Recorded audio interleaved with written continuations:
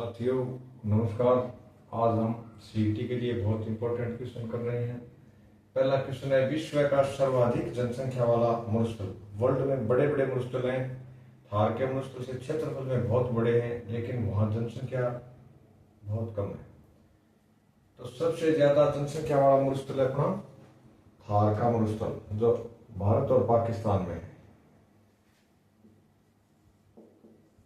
थार मरुस्थल। फिर आगामी क्वेश्चन है, मृग मरीचिका दिखने का कारण क्या है। मृग यानी हिरण को गर्मियों के दिनों में रेतीले दौरों पर पानी दिखाई देता है और वो मतलब उस पानी के पीछे भागता रहता है, जबकि यथार्थ में पानी होता ही नहीं है। उसी प्रकार हम जब सड़क पर चलते हैं, डामर की सड़क होती है, गर्मियों में गाड़ी से बस से यात्रा करते हैं, उस समय हमें भी ऐसा आभास होता है कि सड़क पर 1 किलोमीटर आगे पानी है। वो पानी आगे बढ़ता जाता है, यथार्थ में पानी नहीं होता। उसको कहते हैं मृग मरीचिका। तो उसका कारण है प्रकाश का पूर्ण आंतरिक परावर्तन।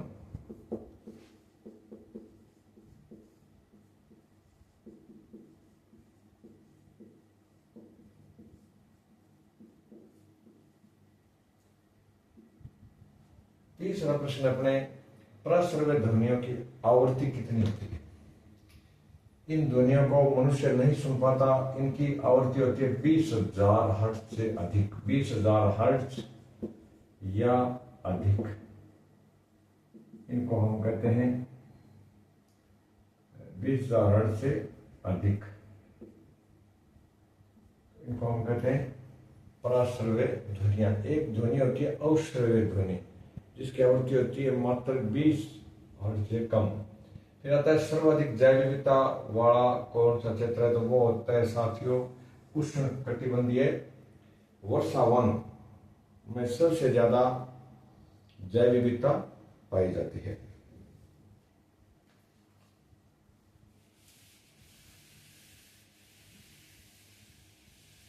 एक साइंस का क्वेश्चन और है कि विश्व के फेफड़े किनको कहा जाता है। विश्व के फेफड़े यानी जहां से सबसे ज्यादा ऑक्सीजन रिलीज होती है, विश्व के फेफड़े, ये कहते हैं अमेजन के वर्षावनों को। किनको कहते हैं? अमेजन नदी के जो किनारे वर्षावन है, वहां सघन वृक्षारोपण है। अमेजन के वर्षा, अमेजन वैसे नील के बाद सेकंड लंबी नदी है और अपवा क्षेत्र में वर्ल्ड की सबसे लंबी नदी अमेजन है, और प्रवाह क्षेत्र के आधार पर सबसे लंबी नदी है वो है नील। एक क्वेश्चन है, मिस्र को नील का वरदान कौन सा देश है। तो ये है मिस्र, नील का वरदान। मिस्र जिसको इंग्लिश में हम कहते हैं इजिप्ट।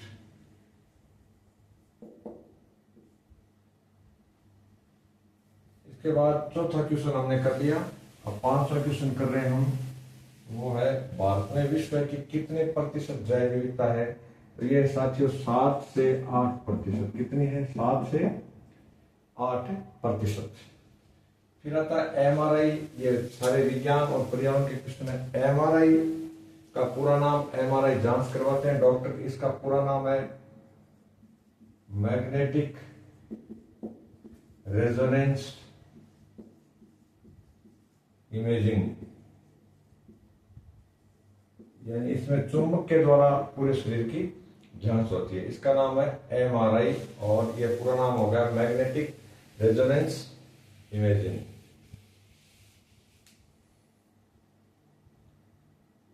फिर आता है, दूध के सफेद होने का कारण क्या है। कल के वीडियो में हमने पढ़ा था कि टमाटर का लाल रंग किसके कारण होता है? लाइकोपिन वर्णक के कारण।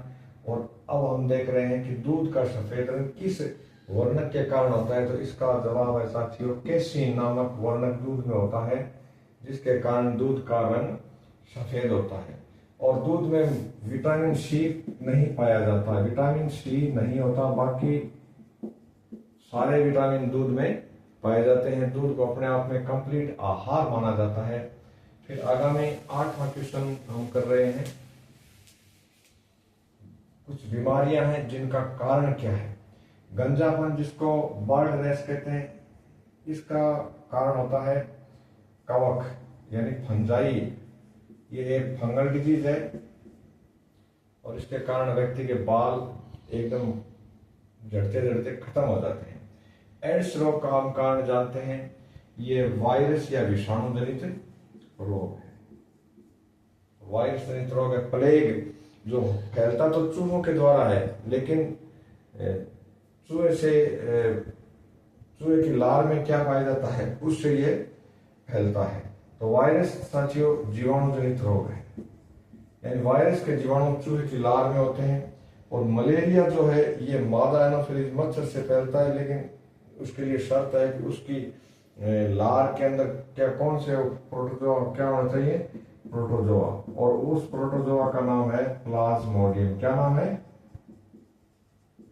प्लाज्मोडियम नामक प्रोटोजोआ जब मलेरिया के अंदर पाए जाते हैं तो उसमें मच्छर में तभी हमें मलेरिया होता है, अन्यथा नहीं। एक आता है कि सबसे घातक मलेरिया कौन सा होता है, तो घातक मलेरिया होता है मस्तिष्क मलेरिया।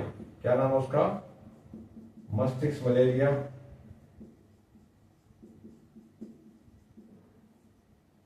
वो भी प्लाज्मोडियम की एक अन्य स्पीशीज है, उससे फैलता है।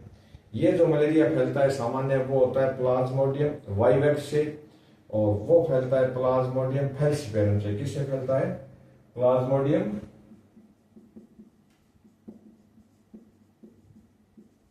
फैल्सिफेरम नामक प्रोटोजोआ से। और सामान्य मलेरिया किससे होता है, प्लाज्मोडियम वाइवेक्स से। ये इनकी अलग अलग स्पीशीज हो गई। और फिर हम भारत के कुछ राष्ट्रीय उद्यानों का यहाँ अध्ययन कर रहे हैं, जो नेशनल टाइगर प्रोजेक्ट में है। साथियों टाइगर प्रोजेक्ट कैलाश श्रृंखला की देन है। बांदीपुर राष्ट्रीय उद्यान ये टाइगर प्रोजेक्ट में किस राज्य में है, ये कर्नाटक में है। फिर आता है सिमलीपाल। वैसे भारत में 100 से ज्यादा राष्ट्रीय उद्यान है, लेकिन हम कुछ इंपॉर्टेंट चर्चा कर रहे हैं यहाँ। सिमलीपाल राष्ट्रीय उद्यान ये है उड़ीसा में है। और एक क्वेश्चन ये भी इंपॉर्टेंट है, ऑलिव रिडले कछुए जो हैं ये कहाँ पाए जाते हैं। ऑलिव रिडले कछुए भारत में पाई जाने वाली ये स्पेशल प्रजाति है कच्छों की, जो भितरकणिका तट, ये भी उड़ीसा में पाए जाते हैं। कहाँ पाए जाते हैं, भितरकणिका तट उड़ीसा में। सिमलीपाल उड़ीसा में है। जिम कॉर्बेट जो भारत का पहला राष्ट्रीय उद्यान है, ये कहाँ है, उत्तराखंड में। कहाँ आ गए, उत्तराखंड में। जिम कॉर्बेट जो इसके संस्थापक थे उनके नाम पर है ये भी टाइगर प्रोजेक्ट है। आज वाले जो हम पढ़ रहे हैं सारे टाइगर प्रोजेक्ट हैं। फिर आता है सुंदरवन। सुंदरवन बंगाल में है और ये एक दलदल भूमि है, लेकिन इस क्षेत्र को सुंदरी वृक्षों के कारण सुंदरवन कहते हैं। और ये राष्ट्रीय उद्यान है जहां टाइगर पाए जाते हैं, ये है पश्चिम बंगाल। और वहीं बंगाल में एक और टाइगर प्रोजेक्ट है, उसका नाम है बक्सा बांध परियोजना। फिर आगामी क्वेश्चन हम कर रहे हैं तदोबा। तदोबा राष्ट्रीय उद्यान भारत के किस स्टेट में है, तो साथियों तदोबा है महाराष्ट्र में। कहाँ है, महाराष्ट्र में। सतपुड़ा ये पर्वत के नाम पर है और उस पर्वत के आसपास के क्षेत्र में राष्ट्रीय उद्यान बना दिया गया है। ये मध्य प्रदेश में है। और एक जहां नामीबिया से पिछली बार मोदी जी ने चिट्टे ला करके वहां रखवाए थे, छोड़े थे, वो कुनो नेशनल पार्क, ये भी मध्य प्रदेश में है। यहाँ चीते छोड़े गए। चीता और टाइगर अलग अलग होते हैं। तो यहाँ चीते कहां से लाए थे, नामीबिया से। ये कुनो नेशनल पार्क मध्य प्रदेश का है। तनोवा का हमने अध्ययन कर लिया। और इसके बाद सतपुड़ा, सतपुड़ा जो टाइगर रिजर्व है ये मध्य प्रदेश में है। कुद्रेमुख साथियों, कुद्रेमुख एक लौह अयस्क परियोजना भी है और कुद्रेमुख राष्ट्रीय उद्यान भी है, टाइगर प्रोजेक्ट भी है, ये कर्नाटक में है। इसके बाद आता है फुकुशिमा परमाणु संयंत्र।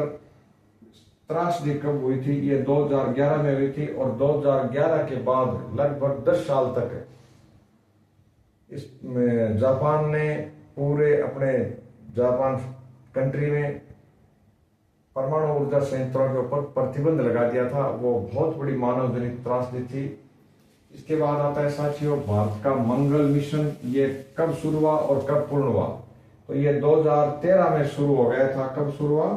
2013 में। इसका वर्ष आ सकता है क्योंकि इसरो अपने कोर्स में है। और मंगल मिशन को मार्स मिशन भी कह सकते हैं। 2014 में ये पूर्ण हुआ था। अब आगामी हम 15वां क्वेश्चन ले रहे हैं। बरसिंहसर आजकल क्यों चर्चा में है? बरसिंहसर बीकानेर का एक गांव है। इसका चर्चा में, वर्तमान में चर्चा में रहने का कारण क्या है? यहाँ 300 मेगावाट की सौर ऊर्जा परियोजना स्थापित की गई है। और इसी प्रकार बीकानेर जिले का एक और गांव है कर्णीसर भाटियान। कर्णीसर भाटियान, यहाँ भी 300 मेगावाट की सौर ऊर्जा परियोजना स्थापित की गई है। साथियों बरसिंहसर, कापोडी, जालिपा, बीटनोक, पानेरी, चानेरी, ये क्षेत्र राजस्थान में किस के उत्पादक क्षेत्र हैं? लिग्नाइट कोयला उत्पादक क्षेत्र हैं ये। यहाँ लिग्नाइट कोयला लंबे समय से निकल रहा है और इस कोयले को निकालने वाली कंपनी कौन सी है? वो है नेवली लिग्नाइट कंपनी। कौन सी, कहाँ की है ये? तमिलनाडु बेस की कंपनी है नेवली लिग्नाइट कॉर्पोरेशन। इसको इन्होंने दे रखा है पूरा ठेका भारत सरकार ने।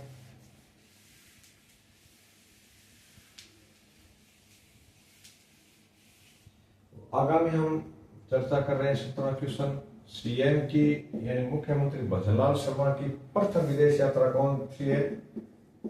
ये है दक्षिण कोरिया और वहां निवेश आमंत्रित करने के लिए गए हैं दक्षिण कोरिया। सेकंड विदेश यात्रा कौन सी है?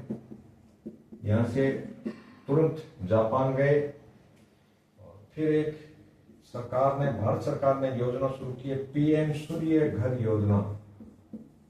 पीएम सूर्य घर योजना, इसमें सूर्य घर नहीं, सूर्योदय योजना, पीएम सूर्योदय योजना। इसमें राजस्थान के 3 जिले चयनित हैं। कौन कौन से? पहला जिला इसमें है अजमेर, जयपुर और जोधपुर।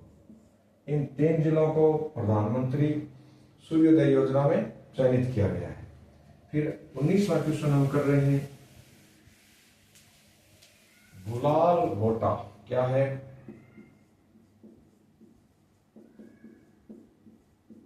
गुलाल गोटा ये होली के ऊपर खेला जाता है। होली पर जयपुर में लाख की गेंद होती है जिसमें लगभग 20 ग्राम गुलाल भरी जाती है।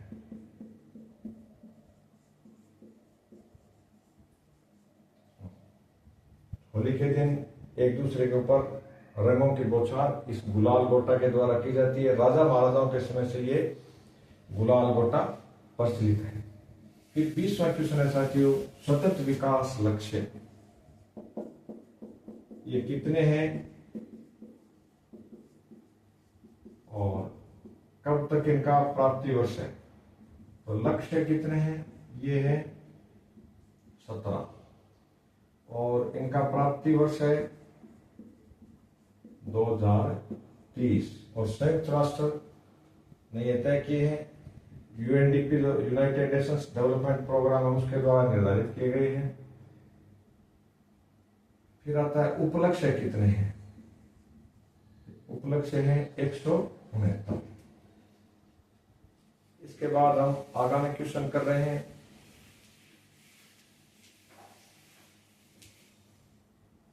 इक्कीसवां प्रश्न,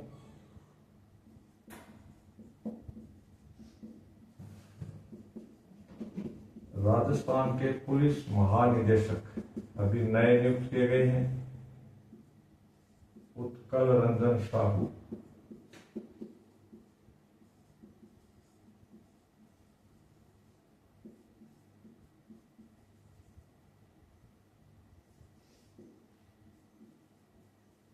MM श्रीवास्तव यानी मुनिंद्र मोहन श्रीवास्तव। राजस्थान उच्च न्यायालय के वर्तमान और 42वें मुख्य न्यायाधीश हैं।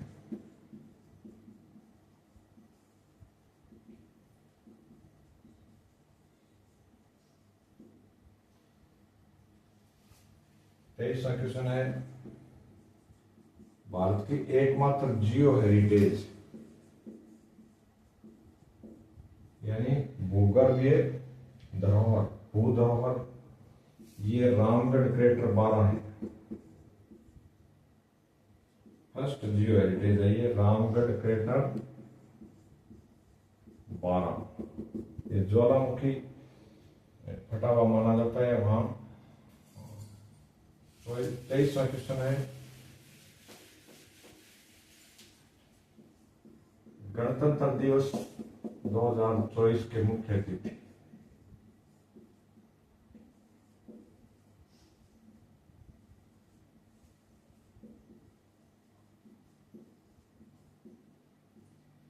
फ्रांस के राष्ट्रपति इमैनुअल मैक्रों।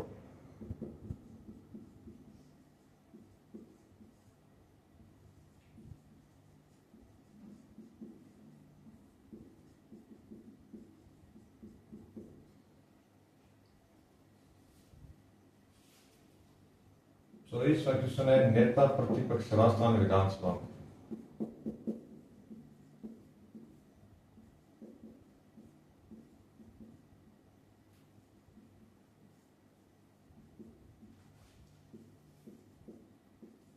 टीकाराम जूली।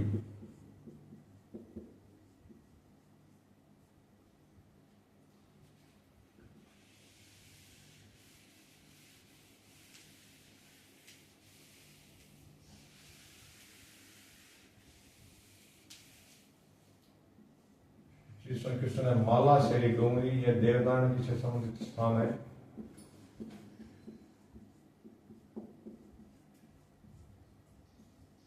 जिला इसका भीलवाड़ा है।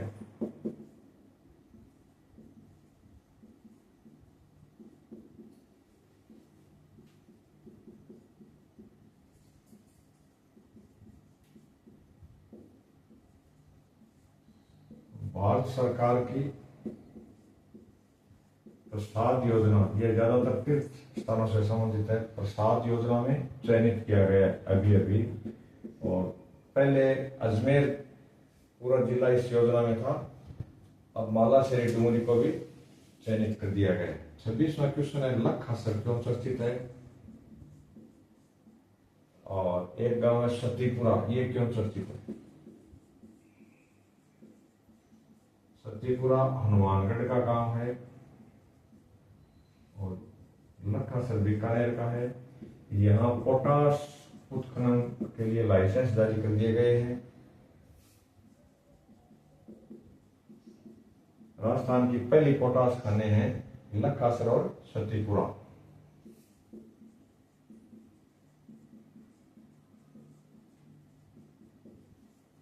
पोटास के उत्खनन से भारत का जो यूरिया का इंपोर्ट बिल है, आयात बिल है, वो बहुत कम सीमित हो जाएगा।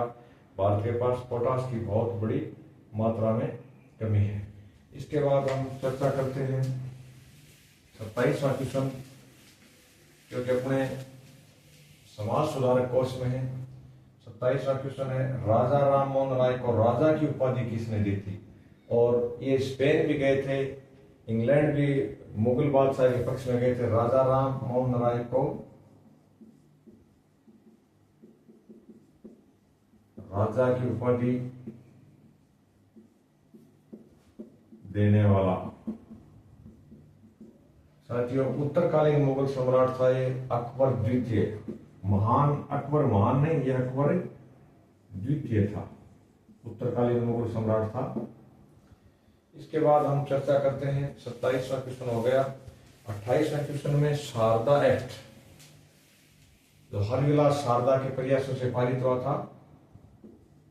शारदा एक्ट में न्यूनतम आयु क्या थी? विवाह की न्यूनतम आयु। इसमें लड़के के लिए 18 थी और लड़की के लिए 14 वर्ष निर्धारित थी, जो वर्तमान में 21 और 18 है। 29वां क्वेश्चन है,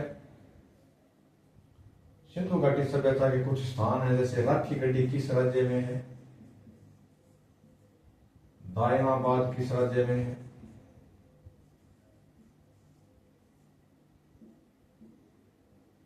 मांडा किस राज्य में है? राखी गढ़ी है हरियाणा में। दायमाबाद है महाराष्ट्र में। यहां से एक रथ की मूर्ति मिली है दायमाबाद से। मांडा है कश्मीर में, जम्मू और कश्मीर में है। इसके बाद 30वां क्वेश्चन लेते हैं हम। आर्य काल में आर्य सभ्यता की जो नदियां हैं उनके नाम क्या क्या थे? प्राचीन नाम क्या थे और वर्तमान नाम क्या है? आर्य सभ्यता की नदियां, जैसे कुंभा नदी उस समय थी, उसका वर्तमान में नाम है काबुल। और एक नदी थी पुरुषणी, उसका वर्तमान में नाम है रावी। शतुद्री जो नदी थी उसका वर्तमान में नाम है सतलज, जो पंजाब में बहती है। और साथियों, आप यह भी याद रखें, आर्य जो थे ये गंगा और यमुना के दोआब से लेकर के पाकिस्तान के इस क्षेत्र तक इनका निवास स्थान था। और फिर है झेलम, जिसका पुराना नाम था वितस्ता। हमारे प्राचीन ग्रंथों में इसका क्या नाम आता है? वितस्ता। और वर्तमान में इसका क्या नाम है? झेलम, जो जम्मू और कश्मीर में चलती है। आप इन 30 क्वेश्चनों को ध्यान से पढ़ें और आगामी में थोड़ी हिस्ट्री के और लिखवा रहा हूं। 31वां क्वेश्चन है, चालीसा के दल का गठन किसने किया था?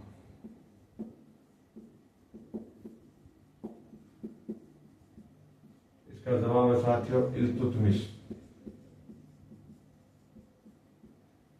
चालीसा क्या था? ये दरबार में रहने वाले 40 महत्वपूर्ण गुलामों का एक संगठन था, जो इल्तुतमिश ने अपने विश्वास पात्र समझ करके इनको एक महत्वपूर्ण पद दिए थे। और चालीसा का विनाश करने वाला कौन था? बलबन।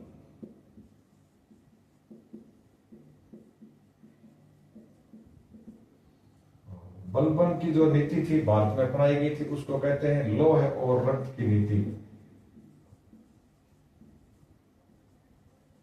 लौह और रक्त की नीति, यह किसकी है?